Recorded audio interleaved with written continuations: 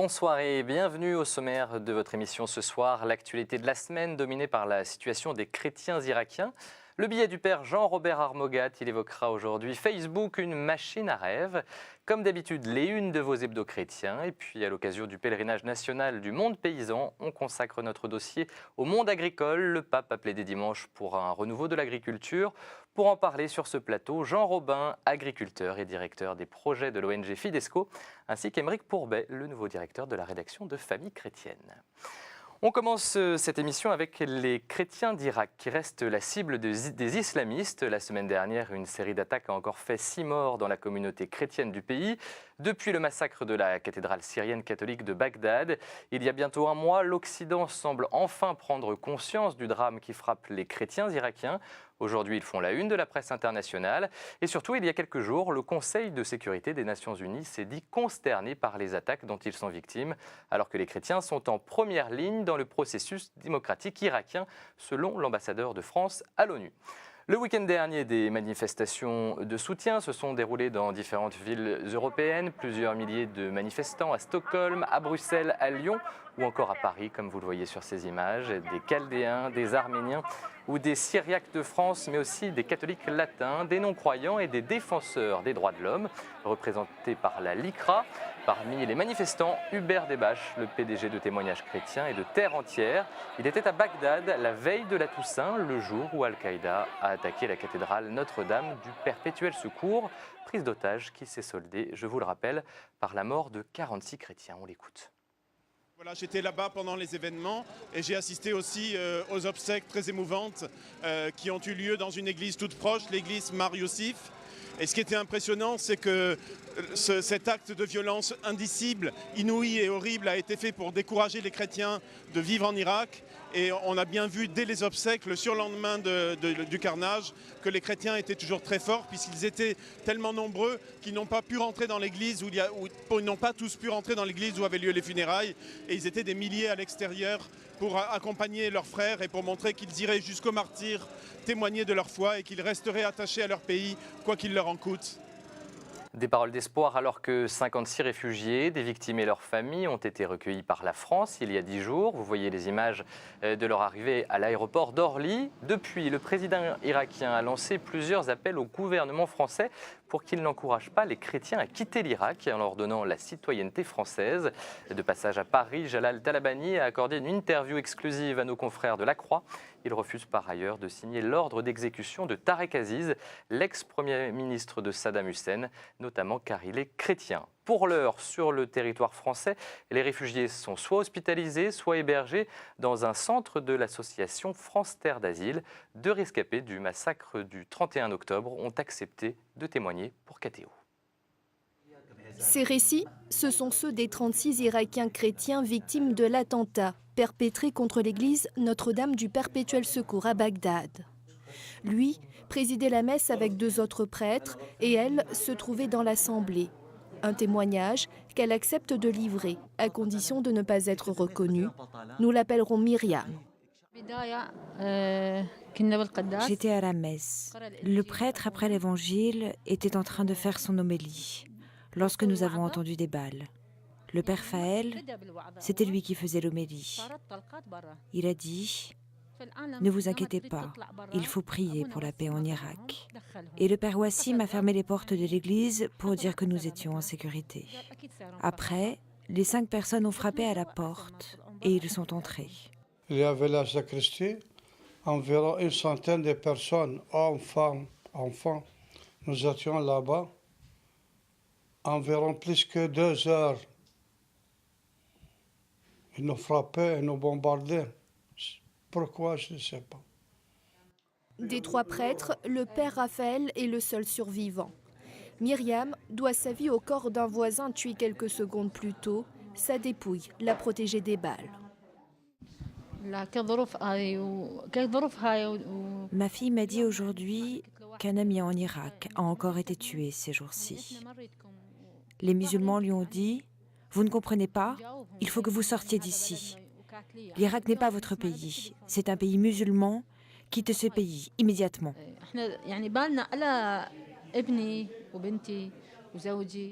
Aujourd'hui, Ses fils et sa fille sont restés en Irak. Pourtant, Myriam ne souhaite plus rentrer dans son pays. Quant au père Raphaël, en convalescence, il n'a pas encore décidé de son retour en Irak. Nous avons vécu avec les musulmans dans ce pays pour des siècles et des siècles. Et nous avons toujours vécu en paix. Alors nous voulons rester dans notre pays, mais nous n'avons personne qui nous aide, si ce n'est Dieu et les hommes de bonne volonté. Alors je m'adresse aux gens de bonne volonté dans le monde entier de penser à nous, de laisser les chrétiens tranquilles dans leur pays, parce que nous sommes contre personne. Voilà pour ce témoignage bouleversant. Une messe en mémoire des victimes sera célébrée à la basilique Saint-Pierre de Rome le 25 novembre à 17h. Une actualité douloureuse qui rappelle une nouvelle fois que les chrétiens représentent la communauté la plus persécutée au monde. Ces jours-ci, des maisons de coptes ont encore été brûlées dans un village d'Égypte. Inquiétude également au Pakistan où Asia Bibi, une chrétienne, a été condamnée à mort pour blasphème. Benoît XVI demande sa libération. Aujourd'hui, un ministre pakistanais a demandé une nouvelle enquête dans cette affaire. L'ONU demande l'abolition définitive de la peine de mort dans le monde. La résolution a été adoptée par une large majorité malgré l'opposition des États-Unis, de la Chine et de l'Iran. Une nouvelle réussite en vue d'un moratoire international selon la communauté Sant'Egidio, l'ONG catholique qui milite pour la paix et spécialisée dans la résolution des conflits. Au début du mois, Mario Giro, le responsable des relations internationales de cette communauté italienne, a reçu le prix de la Fondation Chirac pour son travail en faveur de la prévention des conflits. Ce père de famille de 52 ans, italien et francophone, a conduit de nombreuses médiations avec succès pour renouer le dialogue, notamment en Afrique et dans les Balkans. Une surprise maintenant de l'autre côté de l'Atlantique. Monseigneur Dolan, l'archevêque de New York, a été élu mardi à la tête de la conférence des évêques des États-Unis, choix qui illustre un virage conservateur de l'Assemblée épiscopale américaine. Au Vatican, le pape réunit demain l'ensemble des cardinaux pour un consistoire extraordinaire, une sorte de conseil des ministres selon Radio Vatican, journée de réflexion et de prière qui portera sur la liberté religieuse, la liturgie et les affaires de pédophilie. Le lendemain, samedi, Benoît XVI créera 24 nouveaux cardinaux. C'est à suivre en direct sur KTO à partir de 10h30, tout comme la messe de remise de l'anneau cardinalis. Rendez-vous dimanche, cette fois à 9h30. Le Vatican a publié l'exhortation apostolique Verbum Domini, document de 200 pages dans lequel Benoît XVI tire les conclusions du synode des évêques sur la parole de Dieu, tenu il y a 2 ans. Le pape insiste par exemple sur la nécessité d'améliorer la qualité des homélies ou sur la mise en avant des chants liturgiques comme le grégorien. Plus fondamentalement, le pape souligne l'urgence de redécouvrir la parole de Dieu en vue d'une nouvelle évangélisation, enjeu dont l'Église a bien conscience sur le terrain. Exemple en France, depuis plusieurs années, le diocèse de Nanterre réfléchit à la construction d'une maison de la parole qui devrait bientôt voir le jour. Reportage. C'est à Meudon, sur l'axe du tramway qui traverse le diocèse, que l'évêque de Nanterre a décidé d'installer une maison de la parole dans une chapelle en pleine réfection. Ce projet inédit veut répondre à un intérêt croissant pour la Bible de la part des fidèles, mais aussi de personnes plus éloignées de l'Église. Souvent les gens ont le livre chez eux, même les gens qui sont loin de l'église, ils ont une Bible qui trône dans la bibliothèque du salon, mais ils n'osent pas l'ouvrir. Ils n'osent pas l'ouvrir car souvent ils n'osent pas lire de peur de se tromper, de mal interpréter. Et on se rend compte que quand on leur propose une démarche de lecture en commun, lecture priante à l'école des moines, ce qu'on appelle la Lectio Divina, eh bien, ces gens-là arrivent à entrer dans une connaissance plus intime de la parole de Dieu et de confronter leur vie à cette parole. Au cœur du projet, les Sœurs Auxiliaires du Sacerdoce, une communauté de religieuses qui s'installera ici. Et ça nous semble très important car ce lieu sera habité. Il ne s'agit pas non plus d'un lieu qui reçoit que du public, c'est un lieu habité en permanence. Et bien, ce lieu vivra aussi au rythme de la communauté, notamment au rythme de la liturgie des heures célébrée par la communauté. Mais le diocèse veut aussi faire de cette maison d'église un lieu de dialogue entre la culture contemporaine et la parole de Dieu, autour d'expositions, de rencontres et de formations. Un projet original qui ouvrira ses portes au printemps 2011 à l'issue des travaux. Et puisqu'on évoque la parole de Dieu, la nouvelle version de la traduction œcuménique de la Bible est disponible depuis ce matin en librairie. Elle a été présentée à la presse il y a quelques jours. La parution de la première tobe date de 1975. À l'époque, c'était une petite révolution puisque pour la première fois, des catholiques, des protestants et des orthodoxes traduisaient la Bible ensemble. Principale nouveauté de la version 2010, l'intégration de 6 livres utilisés dans la liturgie orthodoxe. Je vous rappelle que la tobe n'a pas de statut officiel pour les églises. Elle reste un outil de travail écuménique. Les suites d'une polémique qui date du mois de septembre. À l'origine, une simple invitation à une messe de rentrée. En vous renvoyez au personnel de justice du Val-de-Marne par maître Arnaud Bernard, le bâtonnier du tribunal de Créteil. Dans le monde judiciaire, ces messes sont fréquentes. Ce sont des messes rouges de la couleur jadis des robes des avocats et des magistrats, une tradition séculaire. Mais voilà, maître Bernard a lancé l'invitation en utilisant sa signature de bâtonnier et sur un papier en tête de l'ordre des avocats. Une infraction au principe de neutralité pour certains. Depuis, l'avocat s'est excusé pour sa maladresse et pourtant, la semaine dernière, la CGT a décidé de le poursuivre en justice pour prosélytisme et discrimination. La réaction de maître Bernard. Ma réaction à l'égard de cette procédure est une réaction de tristesse parce que je ne comprends pas que l'on puisse effectivement faire de cette invitation, encore une fois, une attaque personnelle à mon encontre au motif que j'aurais fait du prosélytisme. Non, je n'ai pas fait de prosélytisme, encore une fois, c'est une invitation.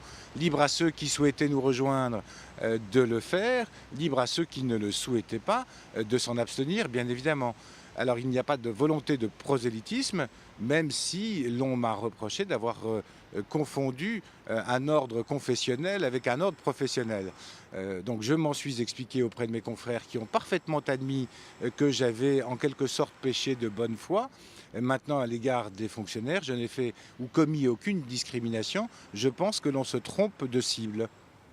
Voilà, on aura l'occasion d'en reparler puisque la date du procès n'est pas encore arrêtée. Une audience doit clarifier les choses à la fin du mois.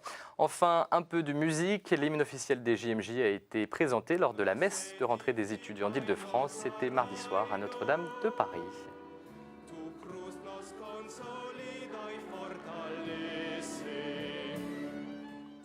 Voilà pour l'actualité de la semaine. Tout de suite, le billet du père Jean-Robert Armogat qui a choisi d'évoquer le phénomène Facebook.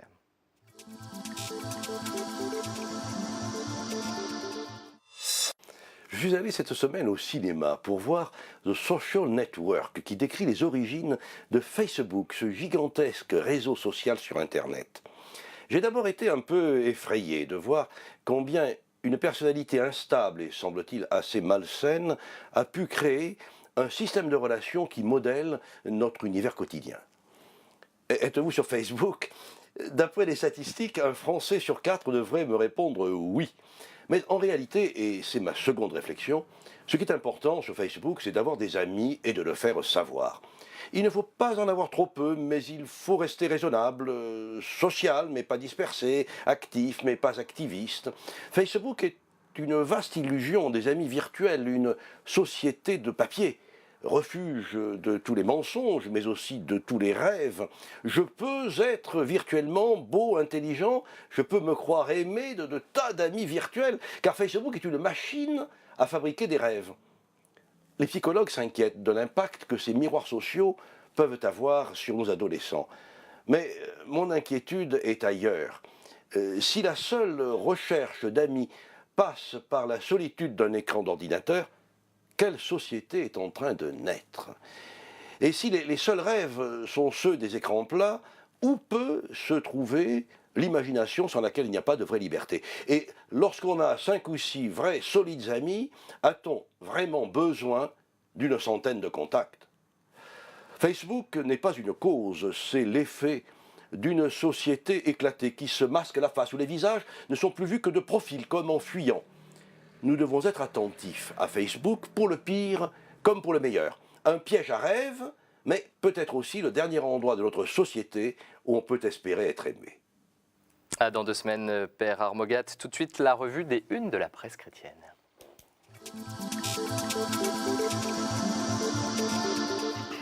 La Vie vous invite à signer un appel au président Sarkozy afin que la France se mobilise pour protéger les chrétiens d'Irak. Par ailleurs, l'hebdo s'interroge sur le nouveau gouvernement Fillon. Où est donc passée la famille ? Les Français, les jeunes et la foi, un sondage exclusif dans Pèlerin qui montre qu'un Français sur deux a une bonne opinion de l'Église. L'hebdo dresse par ailleurs le portrait d'une génération incomprise mais pleine de ressources, les 16-30 ans.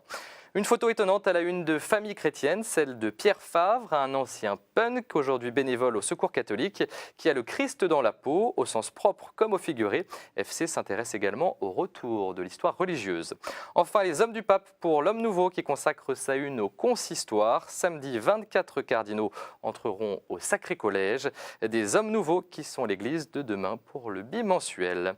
Voilà pour quelques-unes de vos hebdos chrétiens. Il est temps de passer au dossier.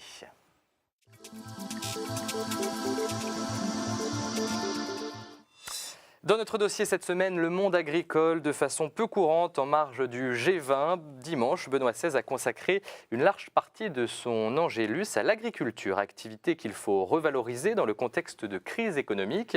Dans le même temps, en France, se déroulait le pèlerinage national du monde paysan au sanctuaire Notre-Dame d'Auray. Double occasion d'évoquer les défis de ce monde paysan aujourd'hui. Sur ce plateau, Jean Robin, bonsoir. Bonsoir. Vous avez une ferme dans le Poitou, la ferme Saint-Michel. Vous êtes par ailleurs directeur des projets de Fidesco. L'ONG développe notamment des projets agricoles dans les pays pauvres. À vos côtés, Émeric Pourbet, directeur de la rédaction de Famille chrétienne. Bonsoir Émeric et merci d'être avec nous. Bonsoir David.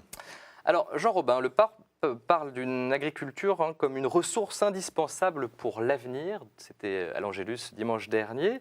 Ça paraît être une évidence, mais on a l'impression qu'on l'a un peu oublié en temps de crise. Je crois que c'est exact, le pape a raison. Parce que économiquement, on pourrait se dire on a mieux à faire que d'investir en agriculture. D'ailleurs, on dit souvent que l'agriculture est une industrie lourde, c'est-à-dire que quand on investit 1 euro dans un projet agricole, ça rapporte bien souvent moins que de l'investir dans les obligations ou parfois même en bourse. Bon, ceci étant dit, il a raison parce que l'agriculture, ce n'est pas que la production de nourriture, de fruits, de légumes, de viande, de lait, de fromage. C'est aussi l'environnement, c'est aussi le social, c'est aussi la stabilité du monde rural. Un projet global. C'est un projet global, c'est un projet de vie, c'est aussi un projet qui montre une autre forme de voir la vie que simplement par le pur tropisme du business. Et je crois que le pape a raison de dire que l'agriculture doit être au cœur, au centre de nos économies. Une piste de solution à la crise ? Certainement, dans les pays du tiers-monde, par exemple, où je travaille aujourd'hui, si vous enlevez l'agriculture, ça serait totalement aberrant. Il va falloir nourrir de plus en plus de gens. Eh bien, si l'agriculteur n'est pas au centre du processus de fabrication des biens de consommation, eh bien, comment est-ce qu'on va faire ? On va la fabriquer, on va les importer, on va faire des OGM, qu'est-ce qu'on va faire ? Donc, je crois qu'il a absolument raison, le pape. Il faut qu'on redéfinisse un vrai grand projet pour l'agriculture comme étant un des paramètres de construction de la société.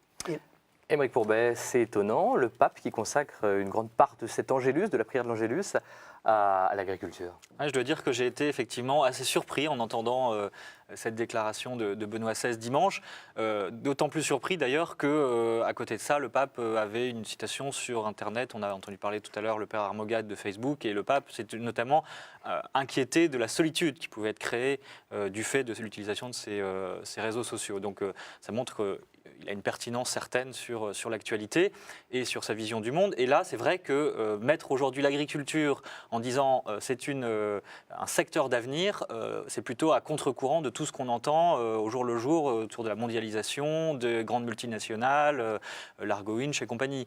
Et pourtant, je pense qu'il faut savoir l'écouter et essayer de comprendre aussi en quoi il peut être prophète en disant ça. Et effectivement, ce que disait Jean Robin, l'agriculture, c'est pas uniquement une activité économique. Encore que ça reste, à mon avis, je n'ai pas les chiffres exacts, mais relativement important dans l'activité économique globale à côté de l'industrie et des services. Peut-être pas en France, mais dans le monde, en tout cas, c'est certain. Et puis, il y a derrière, effectivement, des choses qu'on a peut-être oubliées, nous, urbains, et notamment le contact avec le réel. Enfin, pour moi, l'agriculture, c'est vraiment ça. On n'est pas coupé par une espèce de médiation technique, mais on est encore en contact avec le réel. Avec une dimension sociale, Jean Robin, très forte. Oui, tout à fait. Je crois qu'on accueille, nous, sur notre exploitation agricole, nous avons fait un village vacances et on accueille dans le Poitou. On accueille donc très souvent un tas de gens en famille qui viennent à la ferme Saint-Michel. Et moi, je suis très frappé parfois de voir quelques réactions de gens qui me disent « mais on constate en venant en vacances chez vous qu'on ne peut pas zapper avec la nature. On ne peut pas zapper. Il y a d'ailleurs un dicton qui dit dans notre village que Dieu pardonne toujours, l'homme pardonne de temps en temps, mais la nature ne pardonne jamais. C'est-à-dire qu'on ne triche pas avec la nature. Et donc, quand on est obligé de suivre le rythme, de respecter les saisons, le temps, de modifier ses plans parce que la météo n'est pas celle qu'on avait prévue, ça introduit progressivement en vous une façon de voir le monde qui n'est pas exactement celle qu'on voit dans la ville où on programme tout, où dès que ça ne nous plaît pas, on zappe et on va ailleurs. Et donc, je crois que l'homme rural, l'homme paysan, j'ai envie de dire, a quelque chose à apporter à la société d'aujourd'hui, plus que jamais. Oui, c'est un peu la tarte à la crème des enfants qui se demandent si le lait ne pousse pas dans les supermarchés dans des cubes en... Oui, on l'entend parfois. Voilà. Et en même temps, je pense qu'il y a quelque chose aussi au fond de nous, au fond de chacun de nous, qui est attaché à cette ruralité. Et j'en veux pour preuve le succès chaque année du Salon de l'agriculture à Paris. Enfin, je veux dire, c'est étonnant de voir à quel point les gens ont envie justement de renouer ce contact avec la nature au sens large. Et puis il y a eu ce pèlerinage national des paysans qui s'est déroulé le week-end dernier plutôt, à Notre-Dame d'Auray, dans le diocèse de Vannes. Est-ce que Jean Robin, en tant qu'agriculteur chrétien, vous avez un rapport différent à la terre ? En tout cas, je dirais que lorsqu'on est chrétien et qu'on veut pratiquer l'agriculture, on ne peut pas intégrer que des paramètres techniques et économiques. C'est-à-dire, ce n'est pas simplement des multiplications, tant d'hectares, tant de quintaux de blé, tant de vaches, tant d'hectolitres de lait, et tant de cochons, tant de kilos de viande. Ce n'est pas suffisant. Il y a un moment donné, on doit aller plus loin. On doit même avoir une approche qui soit éthique et morale, c'est-à-dire en gros, mais quelle est la finalité de mon travail? Pourquoi est-ce que je le fais? Et comment est-ce que je le fais si je suis chrétien? Par exemple, clairement et très pratiquement, ça pose la question de l'utilisation des pesticides, par exemple. Oui, aujourd'hui, on sait que le cancer en France est un drame, qu'il y a pratiquement un Français sur 3 qui y est confronté dans sa vie, et on sait de plus en plus, de manière scientifiquement prouvée, qu'il y a une relation assez directe entre les pesticides et le cancer. À un moment donné, il faut que les agriculteurs se disent, mais est-ce que j'ai encore le droit d'utiliser des pesticides, ou en tout cas n'importe comment? Et je ne dis pas que les agriculteurs l'utilisent n'importe comment, je dis que, est-ce qu'il ne faut pas accepter certaines baisses de rendement pour produire mieux? Et vous voyez toutes ces réflexions qui sont derrière, et qui sont peut-être à contresens d'un rendement économique immédiat. Je pense que quand on est chrétien et agriculteur, on doit réfléchir au bien-être de l'homme, à la nourriture qu'on produit, et pas seulement qu'avec des ratios technico-économiques, ce n'est pas suffisant. Ça ne veut pas dire qu'on est obligé de faire du bio tout le temps, Aymeric? Non, probablement pas. Enfin, je ne suis pas spécialiste de l'agriculture pour me prononcer. Alors c'est vrai qu'on sent très bien qu'il y a un retour vers plus d'authentique et qui se traduit en termes de nourriture, dans ce qu'on a dans notre assiette, par un appétit pour le bio. Bon. Voilà, en même temps... C'est pas parce qu'on est chrétien qu'on est pour le bio, ce que je veux dire, c'est ça. Tout à fait, tout à fait. Je pense pas, parce qu'il y a aussi, je pense, des nécessités économiques qui s'imposent aussi à l'agriculture, et que tant que le bio reste plus cher, bon, c'est sûr que là, on peut se poser la question. Après, c'est aussi un choix, effectivement, citoyen et libre que de privilégier le bio, mais ce n'est pas encore une évidence. Dans Famille chrétienne, vous avez consacré un reportage à ce pèlerinage du monde paysan. Qu'est-ce qu'ils disent sur... Parce qu'on parle souvent du malaise des agriculteurs et des paysans aujourd'hui. Qu'est-ce qu'ils vous ont dit dans ce reportage, ces paysans? D'abord, ce que je trouve très intéressant, c'est qu'on est encore dans certaines professions, et donc les paysans, cette relation d'une corporation à sa foi. Et c'est vrai que finalement, ça a un peu disparu quand même. Il en reste quelques-unes de ces corporations. Et donc, c'était assez intéressant de voir qu'aujourd'hui, c'est vrai que les agriculteurs sont dans une position difficile parce qu'il y a la mondialisation, parce qu'ils sont concurrencés par des produits beaucoup moins chers ailleurs, fabriqués ailleurs. Et en même temps, encore une fois, c'est un rapport à la ruralité qui dépasse la simple activité, et que s'il disparaissait, je pense que ce serait une véritable perte. Et en plus, effectivement, il y a ce que vous disiez tout à l'heure sur l'aspect éthique. Moi, il y a une deuxième chose qui me frappe aussi, c'est que si les agriculteurs ont besoin du christianisme, ont besoin d'alimenter leur foi, je pense que le christianisme a aussi besoin de la culture paysanne. J'en veux pour preuve que le christianisme est né dans une culture rurale, et que, encore une fois, il y a un contact avec le réel qui a aussi une certaine vérité. Ceci dit, tout n'est pas noir, par exemple, face à ces difficultés. Jean Robin, comment vous avez fait face? Elle marche bien, votre exploitation aujourd'hui? On est passé par des crises vraiment majeures. Alors, moi, je dirais qu'il y a 3 types d'agriculture. Il y a l'agriculture gros chiffre d'affaires, petite marge, mais gros budget, gros investissement, beaucoup d'emprunts. C'est 500 hectares de céréales, c'est 200 vaches laitières. Il y a beaucoup d'agriculteurs comme ça. C'est une agriculture fragile qui est très liée au marché.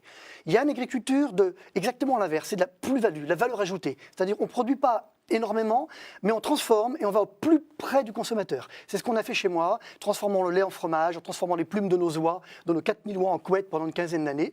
Et puis, il y a l'agriculture de service. Ce sont des gens qui sont plus réactifs, qui accueillent les personnes à la ferme, qui ouvrent leur exploitation. C'est ce que nous faisons chez nous. Nous avons une petite exploitation de 56 hectares et nous avons ouvert un village vacances. Nous accueillons des citadins en vacances et nous essayons de, comme le dit mon confrère, nous essayons de transmettre les valeurs du monde paysan, les valeurs de respect, de patience, d'éducation, d'écoute de la nature, du contact avec le réel. Et là, je crois que les paysans ont un rôle essentiel à jouer. Sinon, les villes vont exploser. Il faut qu'on puisse vivre en campagne et pas que dans les grandes villes. C'est possible malgré les difficultés. Et c'est possible. Aujourd'hui, nous, on est passé par des hauts et des bas. On a beaucoup travaillé pour savoir qu'est-ce qu'on allait faire en faisant toutes sortes de productions. Aujourd'hui, notre village vacances marche bien. J'ai fait un contrat ministère agro-environnemental pour produire plus propre et l'exploitation marche bien. Eh bien, écoutez, merci à tous les deux. Ça passe toujours trop vite, ce dossier. Merci, on se retrouve la semaine prochaine. Et puis ce soir, ne manquez pas le Parlons-en consacré à la bioéthique. 90 minutes en direct, présenté par Étienne Loraillère. On se retrouve très vite sur KTO.